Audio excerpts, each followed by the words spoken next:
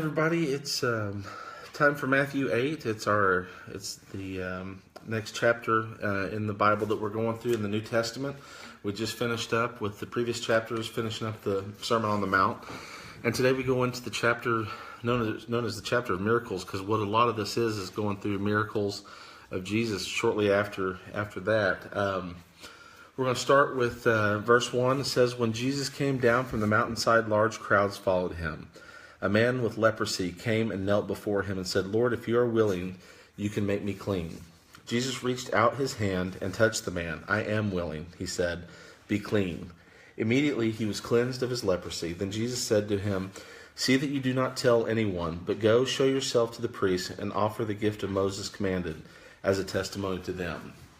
One of the things about leprosy at the time is still, it's a medical condition that leads to ulcerous sores all over the body. A lot of times it starts with not being able to feel in certain parts, and then you'll get these ulcers that fester across the whole body. In those times, it was actually against the law to approach anyone with leprosy, or for anyone with a leprosy to approach you. They were banished from society. They were kept outside the walls of the city. They were outside of the towns and the areas where everyone else lived. The thing about this is Jesus took the time and touches the untouchable. A leper, no one would go near, but Jesus would, without a doubt, go forward and go to him anytime they needed him. And this is a humble man suffering from leprosy is willing to ask Jesus if the Lord was willing, would he make him clean, knowing that he could make him clean if he was willing. And Jesus was willing to reach out his hand and say, "I am willing to be clean." And, Jesus wrapped the leper in the compassion and the love of God. He showed compassion during this man's hardest times, one of the roughest times that he's going through. He's untouchable by anyone else. No one will come near. No one will talk to him. Yet Jesus is willing to do that, and he still does that for us today. As we go into verse 5, it says, "When Jesus entered Capernaum, a centurion came to him, asking for help. 'Lord,' he said, 'my servant lies at home paralyzed, suffering terribly.' Jesus said to him, 'Shall I come and heal him?' The centurion replied, 'Lord, I do not deserve to have you come under my roof, but just say the word and my servant will be healed. For I myself am a man under authority, with soldiers under me. I tell this one, go, and he goes, and that one to come, and he comes. I say to my servant, do this, and he does it.' When Jesus heard this, he was amazed and said those following him, 'Truly I tell you, I have not found anyone in Israel with such great faith. I say to you that many will come from the east and the west and will take their places at the feast with Abraham, Isaac, and Jacob in the kingdom of heaven. But the subjects of the kingdom will be thrown outside into the darkness, where there will be weeping and gnashing of teeth.' Then Jesus said to the centurion, 'Go, let it be done just as you have believed it would,' and his servant was healed at that moment."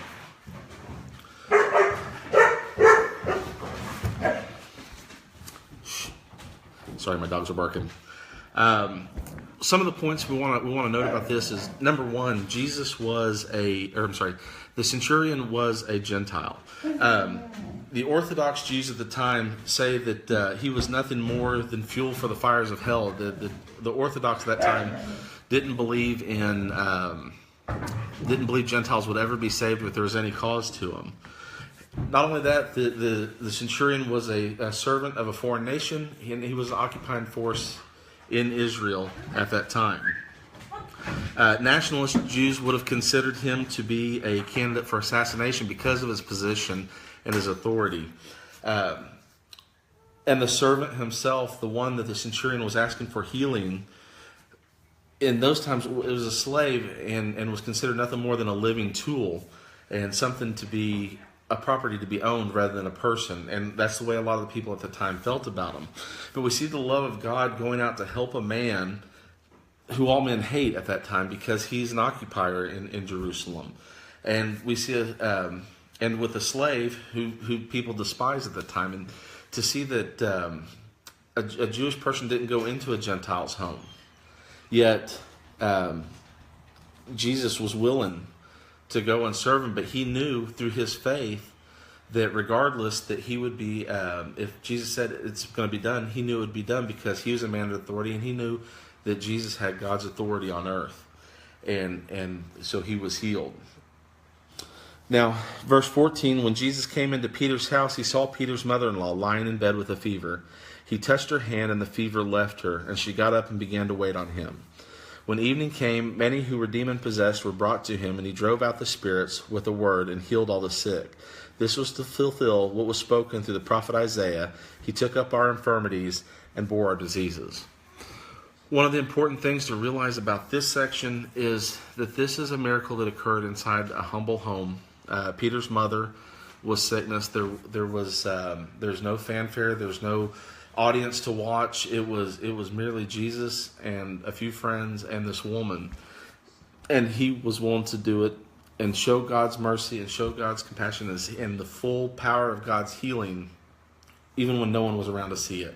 And that's what we see a lot in our lives. We see these little moments as we're looking at little parts in our own lives where God's working, and it's not always in front of a big audience. It's not always where everyone's going to see it, but it happens even in the small moments, and it's still the full glory of God as we go through those. It's His love and it's His power that rains down on us and helps us get through our sicknesses and illnesses and our tough times. And it doesn't have to be, it just goes to show you just in these three incidents so far that, there was audiences, and some of them, the leper was healed, but the leper was actually told, don't tell anybody. And that's a common thread throughout Jesus' sayings in the Bible is don't go outside, just do what Abraham or what Moses has commanded to do. Go pay what you pay at the synagogue, and you do what you're supposed to do there. But there was people around. But even though that, there were still times when there was nobody around, and the power of God's still there. It's all in faith and belief. Now, when we get to verse 18, it says, when Jesus saw the crowd around him, he gave orders to cross to the other side of the lake. Then a teacher of the law came to him and said, Teacher, I will follow you wherever you go. Jesus replied, Foxes have dens and birds have nests, but the Son of Man has no place to lay his head. Another disciple said to him, Lord, first let me go and bury my father. But Jesus told him, Follow me and let the dead bury their own dead.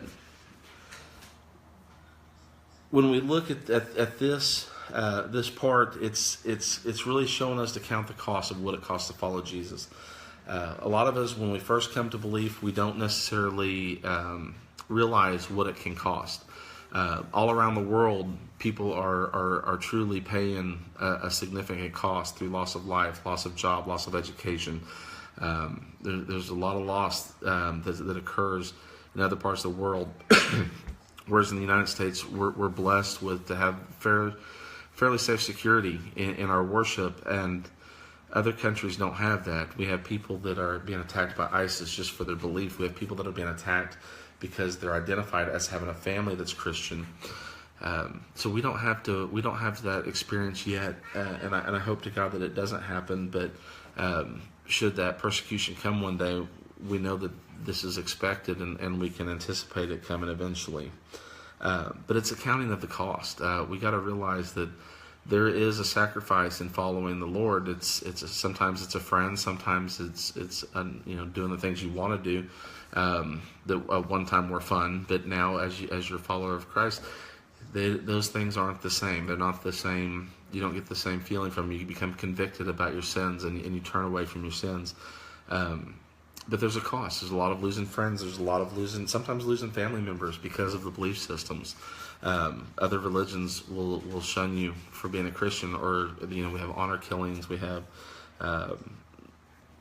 tons of different things that go on that we have to deal with, or that they have to deal with as becoming a Christian. As we talk about the healing of all the sick that Jesus goes through when he was talking about taking them through and helping them out, it's the universal the universal action of God and love occurring all around. One thing about Jesus was that there was no work hours for him. He doesn't turn anybody away. It's something that though he has time where he has to go and take a break and to pray on his own, no one was a nuisance to him. And that's something important for us to realize, is that when we pray, we're not a nuisance to God. He wants to hear us. He wants us to talk to him. He wants us to have that relationship with him. He didn't keep office hours then. I can only heal you between 2 and 10. Half the time he was healing on the Sabbath, when at the time that was a Jewish violation of law to do that. He would be willing to go to anyone and help them, and people could come to him. He didn't turn any away. I don't see any stories where Jesus said, "No, I'm not going to heal you because of this." It's all by faith that the people were healed, and they were willing to come to him, and he was willing to help whoever was willing to come and talk to him and come to see him and seek the healing from him, because it's all by the faith. Verse 23 says, "Then he got into the boat, and his disciples followed him. Suddenly a furious storm came up on the lake, so that the waves swept over the boat, but Jesus was sleeping. The disciples went and woke him, saying, 'Lord, save us, we're going to drown.' He replied, 'You have little faith. Why are you so afraid?' Then he got up and rebuked the winds and the waves, and it was completely calm. The men were amazed and asked, 'What kind of man is this? Even the winds and the waves obey him.'" And that's something, these guys had Jesus with them. I mean, they're in a boat with Jesus. They've seen the miracles that just happened. They were with him when all these occurred, and yet they still didn't have enough faith to believe that Jesus was going to get them through the storm. So translate that into our lives, when we have them, but we don't have them in physical person standing next to us. So our faith has to be strong. Our faith has to be understanding and knowing that God's there with us, and he's going to see us through, even though sometimes it doesn't seem like it. But he's dealing in this story, he's dealing with waves that are endangering the lives of the people there. But he does it calmly. He does it with love, and he brings peace and serenity into chaos and confusion. And he still does that today for us. And anytime you go into a situation where it's just chaos, when you have your faith in Jesus Christ, and you know that he's your Lord and Savior, he's going to bring that peace and serenity into that chaos and calm the seas for you. It's an amazing thing to sit back and think that no matter what's going on right now and what you're going through, that Jesus Christ calmed the seas for them, and he's going to calm the seas for you. It may not be on a boat. It may be in the chaos of a home, or with a family or friends or work, but he's there for you, and he's going to take care of you. As we go into Matthew 8:28, he says, "When he arrived at the other side of the region of Gardianus," don't know if I pronounced that right, but I'm trying, 2 demon-possessed men coming from the tombs met him. They were so violent that no one could pass that way. "What do you want with us, Son of God?" they shouted. "Have you come here to torture us before the appointed time?" Some distance from them, a large herd of pigs was feeding. The demons begged Jesus, "If you drive us out, send us into the herd of pigs." He said to them, "Go." So they came out and went into the pigs, and the whole herd rushed down the steep bank into the lake and died in the water. Those tending the pigs ran off, went into town, and reported all this, including what had happened to the demon-possessed men. Then the whole town went out to meet Jesus, and when they saw him, they pleaded with him to leave their region. These people were terrified. During this time, they believed that every illness was caused by demonic possession. And so anytime someone was, had medical condition or whatever, it was a demon that was controlling them, and that's the way they saw everything. But when a specific, on a case like this where actual demon possession is occurring, but they know who Jesus is before the disciples even know at this point, but they see that these men are possessed because they've kept them out of society. They have to put them away because they wouldn't let anybody pass. You'll notice a little bit difference in variations in Matthew, Mark, and Luke on this one, but it's all the same story. It's all the same things that happen.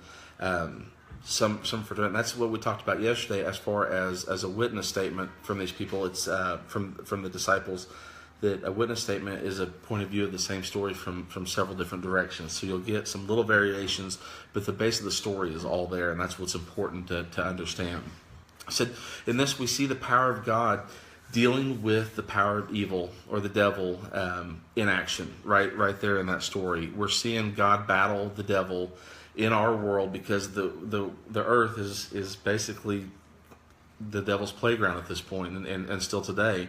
But we see the goodness intervening into and ending the earthly evil that's overtaken these men, and God's love attacking evil, and he's going in and he's casting this out. But the thing about it is the demons know who he is. They know that he's the Son of God. They know that they're only allowed for an appointed time, and that's what they're saying. If you notice in some of the other stories we read, a lot of times when Jesus is casting out a demon, they know who he is, and they're gonna profess it, because that's, they know what he's capable of, and he shuts him up. Jesus mutes the demons so they can't go out and tell him who he is, because at the time he wasn't ready to reveal exactly what the whole plan was that would be coming soon. This story, one of the things, it shows the goodness and love of God which saves men. These men are possessed by evil. No telling, because it doesn't go into detail about what they did to get to the point they're in. But the goodness and love of God is going to save men even from the things they do, and it's a triumphant overcoming of evil and hatred.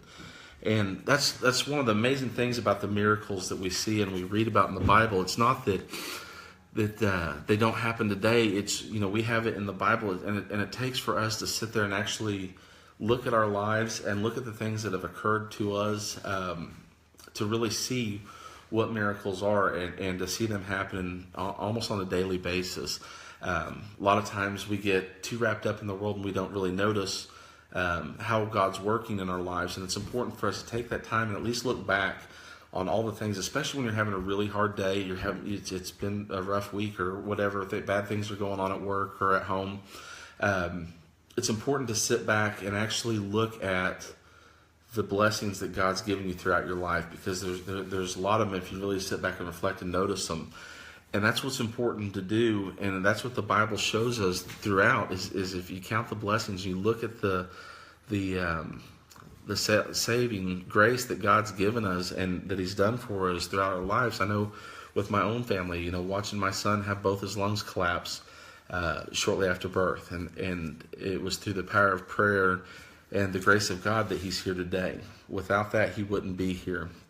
The funny thing about that story is, most of you already know it, but for those who don't, he was born a few weeks premature, and as of course, he was put into the NICU, and he had water on the lungs, which, come to find out, as we were talking to the doctors, had it been born 3 years earlier, he probably would have never made it. One of the big points about that story is we thought he was doing okay. They kept telling us sick. We didn't really realize the gravity of the situation. We didn't know how sick he was. And at the time, we weren't in church. We didn't have a church family. But we'd reach out to my parents, who were 1,500 miles away at the time, and they put on a prayer list. And we talked to Mel's grandparents, and they put us on their prayer list at their church. And you could see almost once the prayer started taking place, the healing began. And you started to see improvements every single day. But that's the power of prayer and the power of healing from God that only he can provide. There was no reason for him to survive that. In fact, they were telling us at the time, we didn't realize it, they're telling us to make preparations. But by the grace of God and through his healing and through prayer, he overcame that, and he was actually recovered completely and never had any issues with it. We were told that there would be a lot of issues, and he's had none of those. He's smart, and he's 6 years old, and he's doing great. So that's just one example in our lives. And to look back, everyone can say, well, the doctors were doing their job. Well, the funny thing about that is the doctors who were there that night wasn't supposed to be there. He was one of the only doctors at that hospital that had the ability to do whatever procedure it is to reinflate his lungs. The other guy that was supposed to be there called in sick, and this doctor took his place, and because of that, he was saved right then. So that's, to me, the power of God. That's the miracle that occurs so often that sometimes gets overlooked. And there's other minor miracles and stuff you see, but it's important to focus on those things and realize where they come from. To simply say that it was by accident, it takes away from the power of God, and realize what he's truly doing for everybody, for all of us.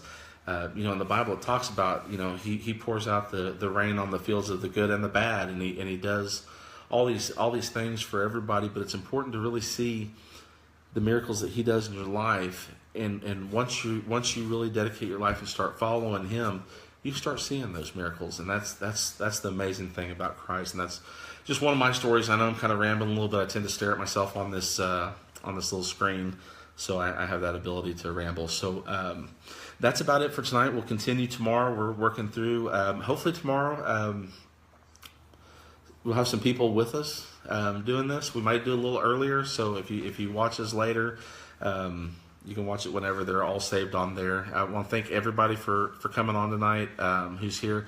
If you guys have any questions, comments, or concerns that you want to address, let me know, or any prayer requests. before we leave real quick, I do want to mention to everyone to be sure and pray for the families in southeast Oklahoma City.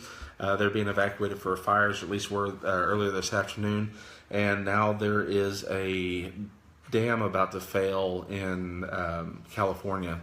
They're releasing something like 100,000 gallons per minute. There's some widespread flooding that's going to occur.